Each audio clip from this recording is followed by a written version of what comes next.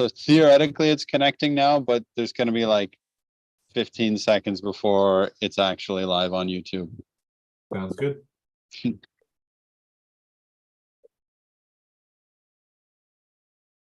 Okay, hopefully we should be live now. Oh,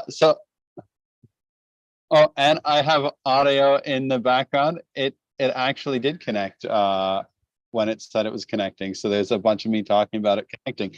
Anyways, here we are for my live stream blog as I'm biking into Africa. I'm in St. Louis, Senegal, the last country of the trip. And I'm joined by my good friend, Mark, one of the best friends I've ever had, joining from Ottawa, Canada. And he'll help ask me questions, interrupt me, and try and make sure I don't go on it too many boring tangents. Mark, it's great. It's great to have you here. It's great to see you again, buddy. Thanks, Mike. It is so nice to be here. I've been following Mike's adventures, of course, since we were kids, really, but it's been so exciting to see his adventures through his website and through these YouTube updates. So I'm very happy to participate, and I will keep him on track. To say that Mike has boring stories is almost impossible because his life seems to be a wild adventure, but looking forward to just participating and listening in. Well, that's awesome. Thanks again for joining. So I'll show a couple of photos and mention where I've been, but please interrupt me at any time or get me sidetracked with something more interesting than whatever plan I have already. So I started the week off in Nouakchott, the capital of Mauritania, and I was staying with Dave and Marianne, who are at the American International School of Nouakchott. Wonderful teachers and wonderful people there. It was a great week just going to a bunch of different schools. And it was really interesting seeing the contrast between French schools, an American school, and Mauritanian schools. Just like cultural differences between teaching. I much prefer the American system, but it was neat being able to pass from one to another.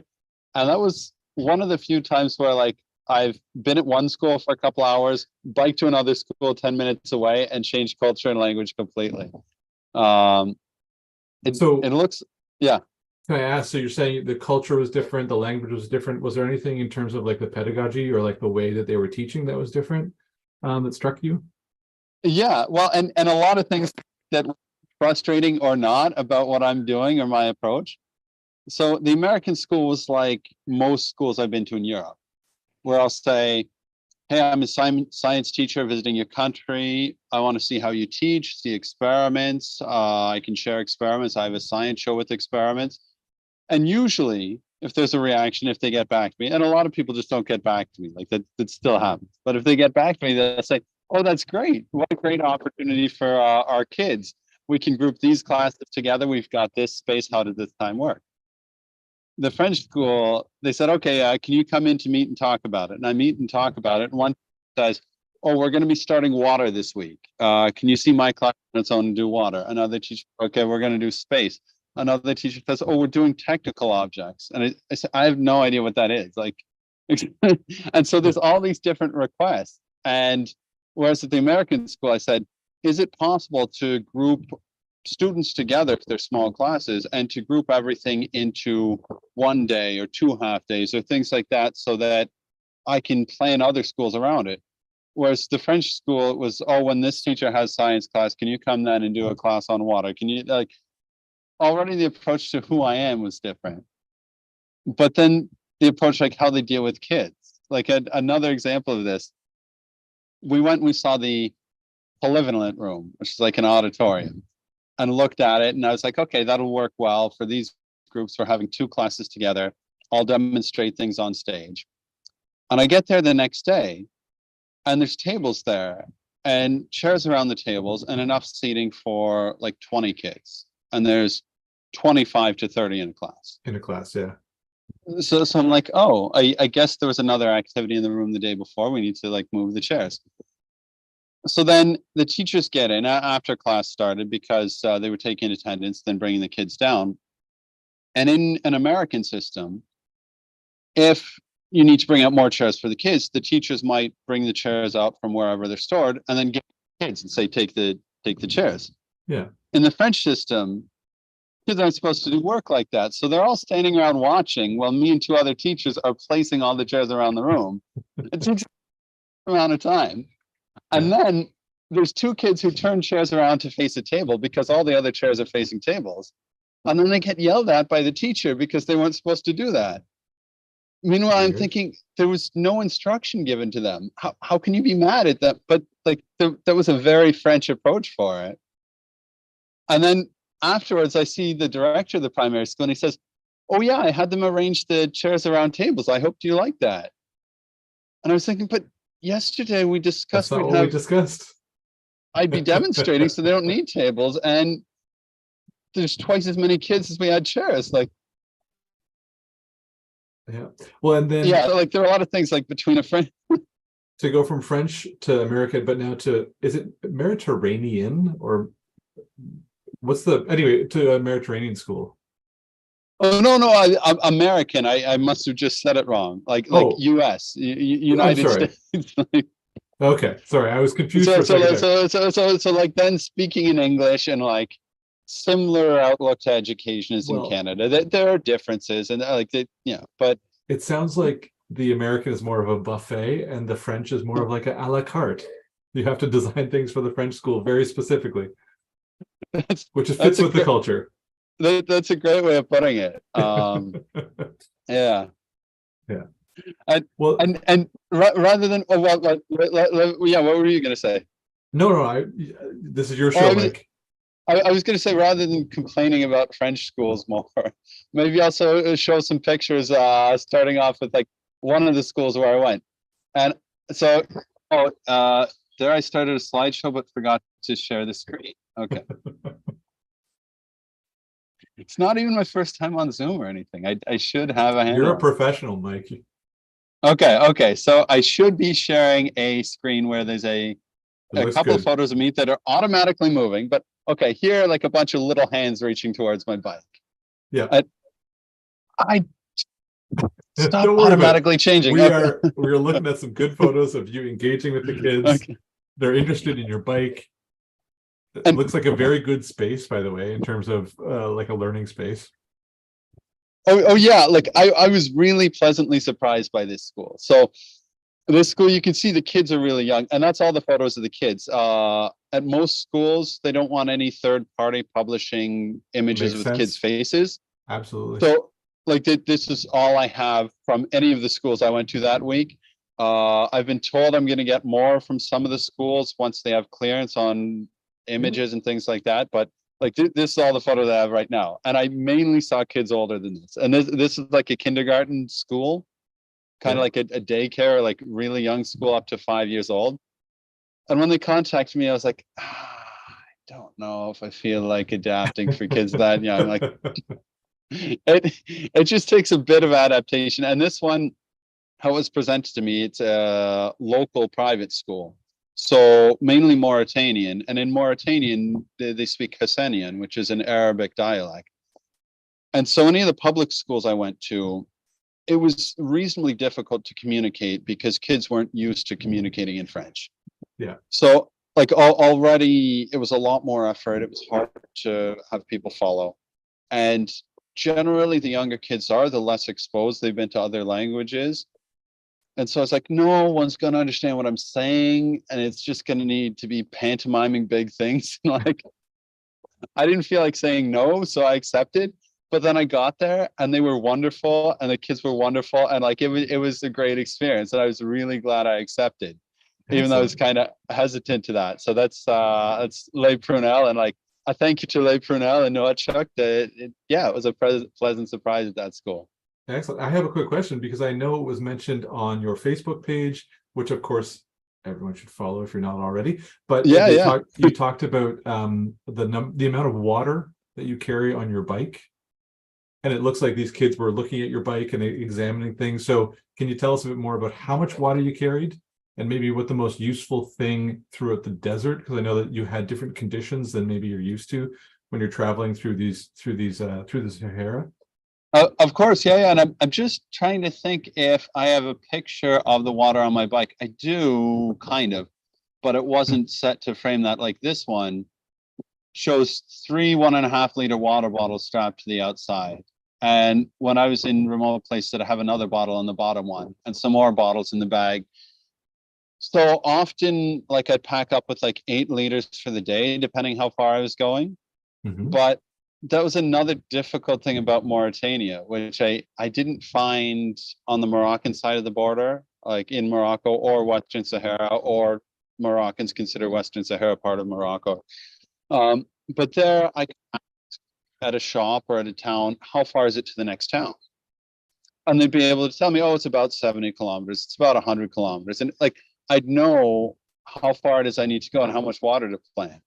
Whereas Mhm. in Mauritania, already French was less widely spoken. People spoke French, but even when they linguistically understood, they didn't seem to understand the question, how far is it to the next village with a shop?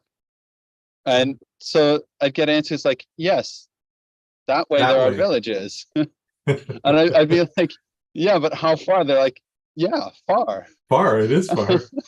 And so I'd be like, so 10 kilometers, 50 kilometers, 100? They're like, yeah, there's things Yep, all those distances. one of those. Yeah. And so it would just be like, okay, I'll guess and then see. But also in Mauritania, it was reasonably exhausting, even when there were like some houses or some kind of settlement, which in a lot of the country, it was long distances between, like sometimes 100 Of course. kilometers or more. But you show up somewhere and they won't necessarily have a sign on the shop. It'll just be like you show up and you ask people, is there a shop here? And they'll be like, oh yeah, that house. Go You just ask. go and knock on the door and Yeah, well, and then they open it up and they like there's some kind of a shop where they're selling some things. And like there's sometimes which like if you laugh about things, then it can be fairly comical. Like it could either be frustrating or comical. But like there's one time I asked, do you have any cold drinks? And the guy's like, oh, we sell drinks. They're over here. And I was like, yeah, but do you have anything that's cold? So he starts like touching them all, and they're on a shelf, not in a fridge. And he's like, oh, this one feels coldest. And the so I'm like, most room temperature of the drinks. This one is well, yeah. the closest. Yeah. Well, and I mean, it was like 35 degrees or more that day. So inside in the shade, it was probably a bit colder, and the drinks maybe had some like they hadn't warmed up fully from overnight, but it was the middle of the afternoon. So the drink was at least like 25, 30 degrees, but it felt colder to the touch. So that like that was his interpretation of a cold drink. There you go. And Mike, I do want to say it's been 15 minutes. I know that you have a schedule for these things, so I don't want to distract too much. Do you want to go back to talking a bit about more about the schools or your voyage when you arrived in St. Louis or? Oh, I guess I'll show a couple more photos just to show some of the places I've been and kind of lead the narrative that way. Sure. Um, these are some ones of experiments. I won't get into them because they were mainly for myself, but I was like, oh, I'll show them if there's time today.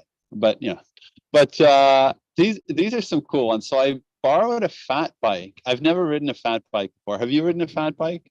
I have not. Mike knows this about me. I have very tiny bikes, not clown car-esque, but I have lowrider bikes, but I've never ridden a fat bike. And I hadn't either. So you can ride them out on the sand. So I went out to the dunes with Dave, who was one of the teachers hosting me, and his friend Francois. And it was cool just like going out over sand where otherwise I would have never been on a bike and seeing Mhm. kind of a different point of view of the desert. Oh, that's me ready to leave. There's me and camel bones. Okay. Or at least we were reasonably confident they were camel bones, partly because it wouldn't make sense for anything else that size to be there. And camels are big. Yeah. Then me and Francois, when we made it to the beach, and there were the three of us, Dave, Francois, and I, celebrating. We made it across the wind to the beach. So like that was a really cool new perspective on the desert while I was still in Nouakchott. Then leaving. Oh, before I left And Nouakchott. may Yeah, I go back to two pictures? yeah. Because I'm just curious. I'm used to, of course, Canadian. You have the sea. Maybe one more picture. I was trying to see Like this that one. one more back. Uh, That one. this one. No, one forward. Come on. There. Stop there. Okay. Right there. So is it correct in saying that it's just dunes and desert, and then right away you're at the sea? Uh, Like, The was there short a answer is transition period? Was there like a rocky beach, or was it was just sand and then ocean? this part it was sand and ocean. Interesting. But like it's worth pointing out, like from Tangier down, I've biked along, I don't know, like 3 or 4 thousand kilometers, most of which was along the coast, most of which was some form of desert most of the way. So there's kind of like any version of like rock, cliff, sand, dune, not dune. Um, most of it wasn't dunes. Like I read online, and it seems kind of consistent with my experience along the coast, that the Sahara is only roughly 20% sand, and like Hmm. the other 80% is a majority of rocky, or like rocky mixed with sand. There was never like a big absence of sand. Even when it was rocky, there was sand around. Like Yeah. it's there's not sandless places, but this part, like north of Nouakchott, then it's a zone with a lot of dunes and a lot of sandy areas. So like the sand came straight to the beach. And we rode back along into town along dunes. We were like 15 kilometers north of town. And if it was low tide, we could have ran along the like wet sand where the tide runs out, but it It's was high firmer. tide. Yeah. So we were on the dunes, which was a bit slower going. But they weren't like high dunes inland. There's No, also you like can all see kinds of that like it's, size and type of dunes. yeah. Interesting. Well, and so, again, sorry to distract. We can go back to further Oh through the no, photos. no worries. So just quick one on this. You've been to Paris, so you might recognize this, what Paris buses look like, right? Yeah, it does look familiar. So it turns out that old buses sometimes get sent to Nouakchott, and like their buses are all old Paris buses, or the majority of them are. And I just found it funny because I was thinking like maybe it's like the afterlife for buses. And if buses were good and nice buses, and there's like a bus heaven, then They get maybe to they get to stay retire. in a nice like shaded parking lot or like something like that. But if Oh, they so you're didn't, then saying if they're bad, they go to Noachuk. yeah, like Okay. for the eternal heat, baking away in the sun on roads full of sand and potholes. And so like it's kind of like what the evil vicious buses, like who cut off bikes all the time and stuff. If Can if we're I, anthropomorphizing the buses. yeah, I'm going to counter with, so I'm always an optimist. I'm going to counter with, I think the idea of fun in the sun, a nice, hot, probably a slower pace of life, I would imagine. The bus driver looks confused, but also looks like, it's a pretty chill environment. So maybe it's either one. Could be heaven, or could be something a little worse for buses. Yeah, it definitely could be. And I'm also kind of curious how they get them down there. Like, do they ship them? Because I can't imagine these buses, like someone driving them all the way. And I mean, they might do that. I don't They'll know. probably ship them. But But like another interesting thing there was the fish market. And there's all these like small boats where people are fishing by hand. Well, I mean, small, like medium. But mhm. they're coming in like in this rough sea and unloading all these fish by hand, and just like endless stream of people carrying fish back and forth. And it was impressive to see, but like walking around the market, there was a lot of like dead fish kind of everywhere, because like if it's not suitable, if it's fallen off, if it gets mixed in the sand and stuff, they just throw it there to rot. So there's a lot of like various stagings of rotting dead fish, and just like this soupy mix of fish thinking mud. And so like it was kind of gross walking through it. It smelled bad and stuff like that, but like especially feeling it squishy around my feet, I was like, ew, like this is unpleasant. And then I'm like, first thing I do want to do when I get home is wash my feet. But like I was shampooing my sandals, and I don't think I fully got the smell out. They Interesting. might just permanently smell like rotting fish, which I Well, guess is part of the experience. now it can remind you of your travels. And Yeah. those photos actually look very beautiful. Like it's an interesting to see that level of fishery. In Canada, it's much more mechanized, and of course, you see the bigger ships and the offloading and things like that. So to see everybody with this gentleman with the big carts right above his head Mm. seems interesting as well. So And also like I didn't take more photos of what was immediately around. Like here, there's a lot of people waiting for people to come in, but mhm. like in my immediate surroundings, there were people like with a charcoal fire. They were carrying around in a handheld thing with like a coffee jug that they were brewing coffee to sell to fishermen coming off the ship. Well, and anyone who wanted coffee. or Yeah. like people coming in off the ship, they're going to be hungry, and like everything gets wet and salty and stuff like that. So there's a lot of people selling snacks. Hmm. But like it didn't seem appropriate, like turning to the guy right next to me, like, hey, close up of you selling a snack. Like, but like it was like an interesting mess of all kinds of different people and all kinds of different stuff going on. Of course, like Amazing. around the fishing and fishermen coming and going. But it was an interesting, bustling place. Well, thank you for sharing this little slice of the culture, because again, I would have never seen that, and I don't think it would have come through necessarily on without the explanation. Oh, thanks, thanks. And this sign is backwards. And in English doesn't make so much sense, but that's how in Arabic they spell Dubai. And I also biked through Baghdad and a couple of other places that day, but there weren't really many houses. There were some camels though. This is just the road south from Nouakchott. And like the couple photos I have to share is really on that sign says garbage free road. And you can Is it see false? it's Is it false surrounded by advertising? garbage. Okay, Yeah. there you go. Garbage everywhere. But like these couple of pictures were the only interesting thing I passed that day. I intended Okay, on taking a much slower time to get to Senegal, and there's just like nowhere to stop. So I went most of the way to the border in one day.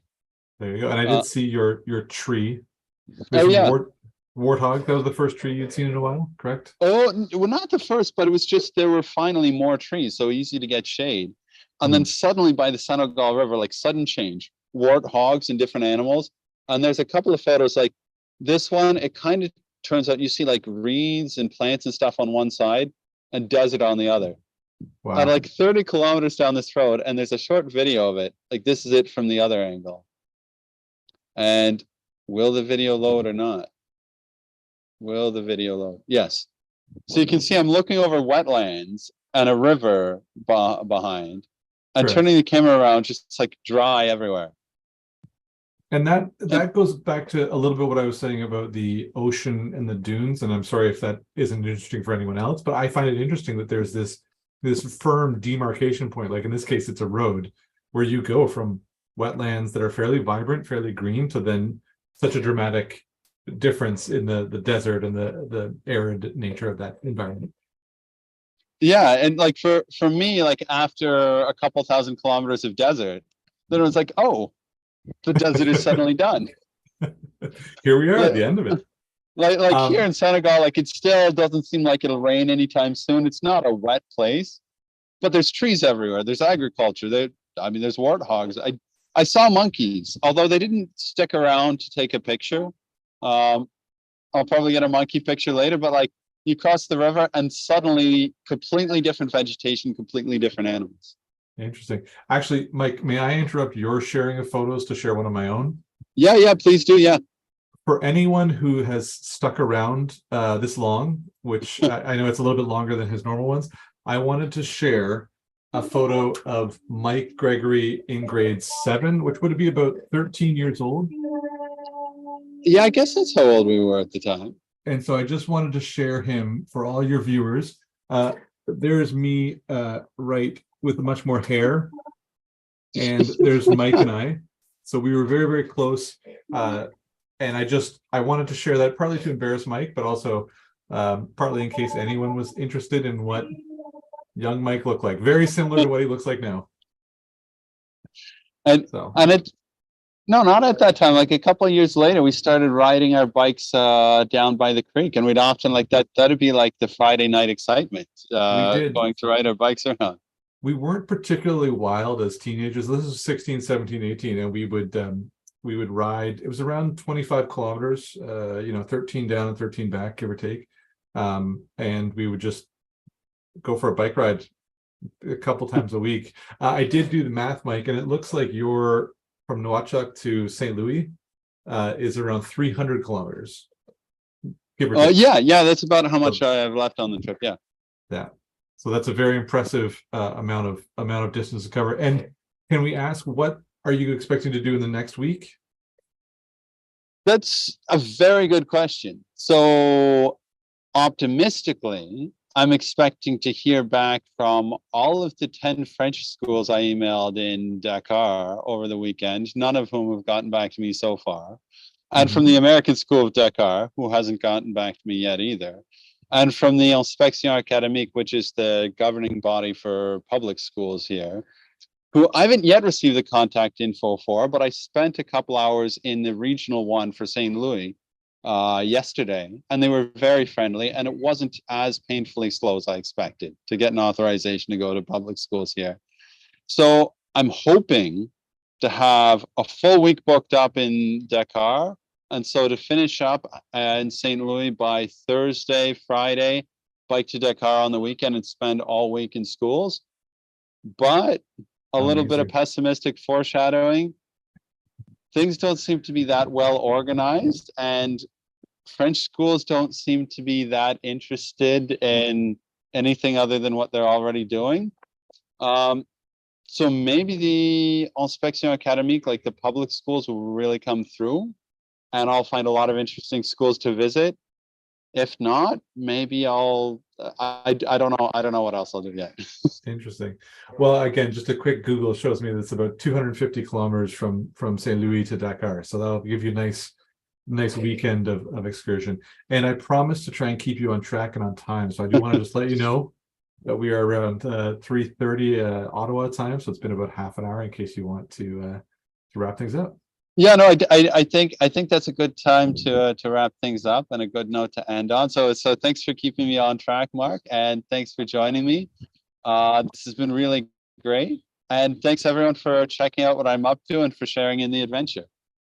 Thank you so much, Mike. Keep sharing the adventures and keep being the most interesting man that I know. Thanks. Oh, thank you.